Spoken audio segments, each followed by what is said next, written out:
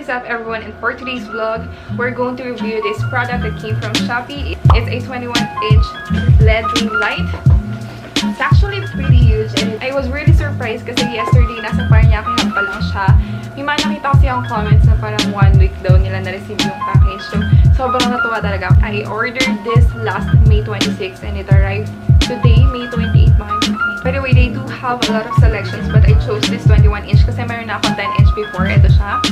Medyo maliit lang siya pero maganda rin yung lighting niya. It only cost me 2,800 ata yung bili ko dito. Pero ilalagay ko na lang din sa description box yung price na po and yung link na to kung saan nyo siya mabibili. Yeah. By the way guys, Shopee will be having their 6.6 flashes. Actually, it's currently ongoing and you might want to check it kasi guys, they have a free shipping, minimum spend of 0 and then meron din silang flash deals for as low as 6 pesos. So you might wanna act fast kasi malapit siya matapos. It's only until June 6. So you can also use my code here to get 100 off minimum spend 400. 50 users lang siya guys. So Gora na, gamitin nyo na yung code na to, sayang naman.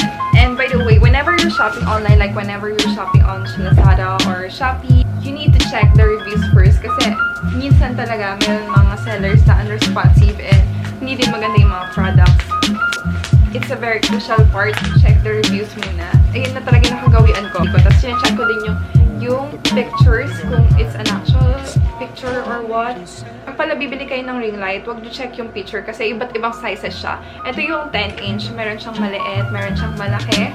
Kung gusto nyo yung pang maliit lang, yung madadala nyo anywhere, bilhin nyo, I recommend you to buy the 10-inch kasi ito siya. Meron din siyang phone holder dito, pero tinanggal ko siya kasi nawala ata yung phone holder ko. So, ito madadala nyo siya anywhere. Ito lang kasi. Ito yung binili ko para pang malawakan or pwede ko din siyang magamit for YouTube. So, without further ado, let's get started. Hindi ko pa siya na-open, pero naka-bubble wrap siya. So, alam yung safe yung package nyo. Pero, ang di ko lang gusto is parang, ano lang siya, box type lang. Wala siya nalagyan. Well, I expected it naman kasi mura lang siya. Bigat struggle experience sa pagbubukas na to. Ayan. Na-open ko na siya and then it comes with a tripod.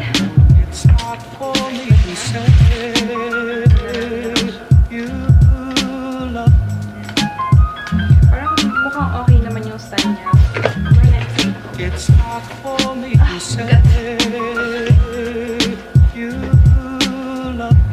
I-open yung box. Ito yung makikita niyo yung 21-inch or yung 55 centimeters na ring light. Andito yung switch on and off. Meron siyang adjustment, light adjustment. Try it first.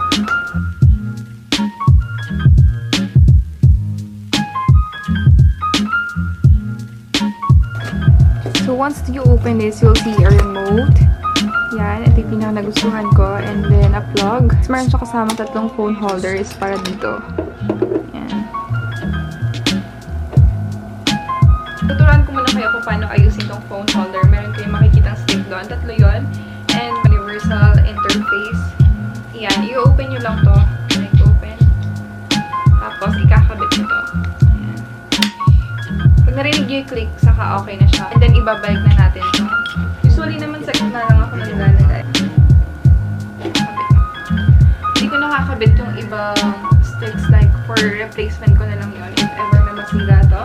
Meron kayong makikita ang dalawang butas dito. Dito natin siya ilalagay.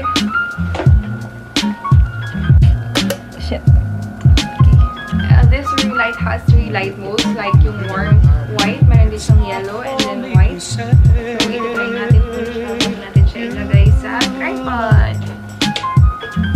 Compare yung 10-inch. Hindi 10-inch siya. Yung adjustments ng lights na. Ayan. Pero pinakagusto kong color is yung white. Super ganda na to and super affordable even though wala siyang brand. For me, it's really a great deal. Like 2,800 for this. Sobrang ganda guys. So, try natin patayin yung ilaw. Pero kung ayaw nyo na super liwanag, pwede nyo siyang babaan ng lights. Oh my god. Ang lilaw niya pala talaga. Ito, babaan natin yung light. Struggle ko before dun sa ring light ko is yung tripod niya parang hindi stable.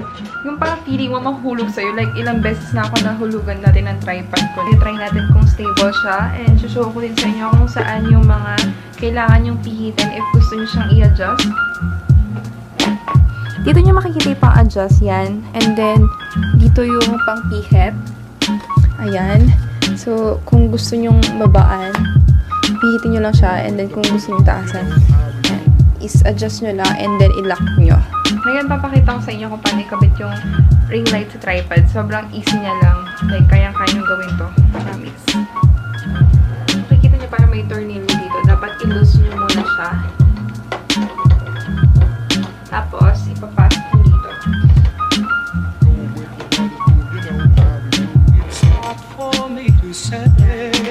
Adjustable din naman to.